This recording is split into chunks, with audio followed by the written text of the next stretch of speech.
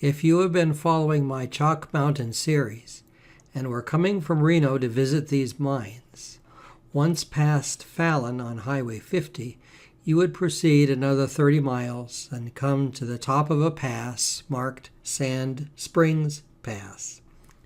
Backtrack a quarter of a mile from the sign and you will see on the right, that's west, side of the road, about one click, the mines pictured here. Unless you have four-wheel drive, park on the other side of Highway 50 at one of the two wideouts. There is a road that will bring you even closer to these mines, but it abruptly turns into a sand pit. Without four-wheel drive, you will surely be needing a tow for help. These mines are not particularly interesting, but if you are like me, you will want to poke around at them anyway. I think what they were chasing was quartz inclusions in mineralized slate. Here is an example of what I mean. The slate is in outcroppings, and the host rock here seems to be of a granite-like material. There are two prospects. The lower one has two entrances. It does not proceed very far. The higher prospect has one porthole, which maybe extends 10 feet in. Both seem mineralogically unexceptional. Here are the coordinates: 39 degrees, 19.726 by 118 degrees, 07.580. And that's about it for that side of the road. There is one prospect about a quarter mile up the draw from what I have shown you, but I believe it was for dolomite. Now we can turn our attention to the other side of the road, which is due east. If you walk further east along the road, in about 5 minutes you will see this building. It would have been for storing fuses. Somewhere around here, probably on private property, there would also have been a dynamite storage hooch. Silly, you don't store dynamite with fuses, as both are explosive.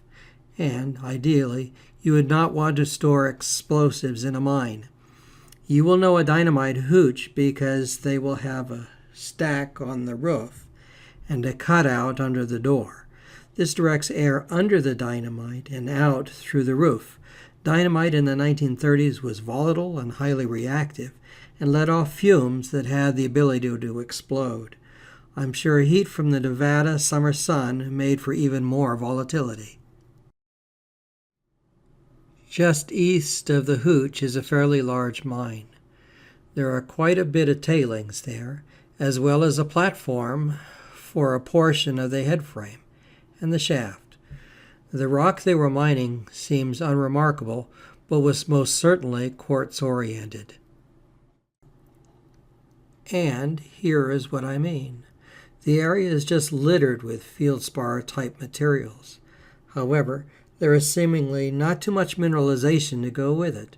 My thought is, with so much chalky feldspar, the undercurrent of acids must have been particularly corrosive and probably deposited in pockets of unusually high mineralization, which would equal pockets of precious metal, not something more evenly distributed. Anyway, just a thought. So taking a look at our chalky quartz, we look south and see quite a bit of mining activity.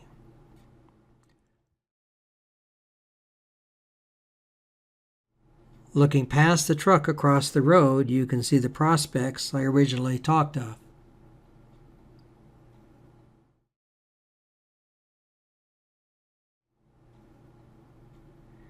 And then proceeding up the road, we see the larger mine we just came from. There are a few mines and prospects that harvested a more intact quartz surrounded by light mineralization. Here are a few examples of these.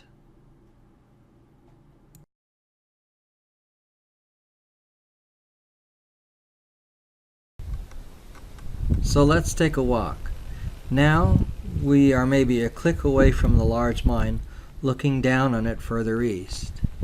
Here a whole series of tractors cleared out an area in search of bull quartz, as we see here, with nice stringers. Let's walk just a bit further. You can see where they exposed. More of the same. This material is just a little bit chunkier.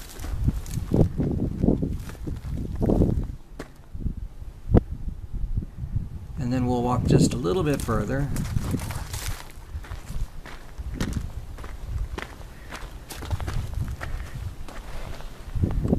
And here we have another nice example of some streamers. And here we go again with another walk very close by.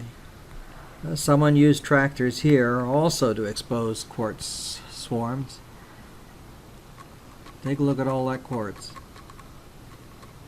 Not very mineralized though, so I don't know how interesting it actually is, but it is quartz. And they took a little detour and exposed another small ledge. You can see that on the right. And then we'll proceed a little bit further up now. And here's some more quartz.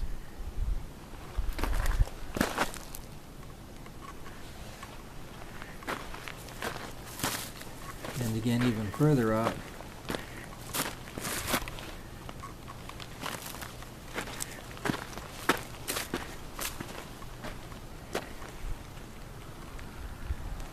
And more of the same. There's float everywhere here. So quartz without mineralization, that probably just won't yield. Anyway, now you have a pretty good idea as to the mining activities towards the top of Sand Springs Summit. Now, don't confuse this localization with the Summit Mine, which is just a titch up the road. That's on private property.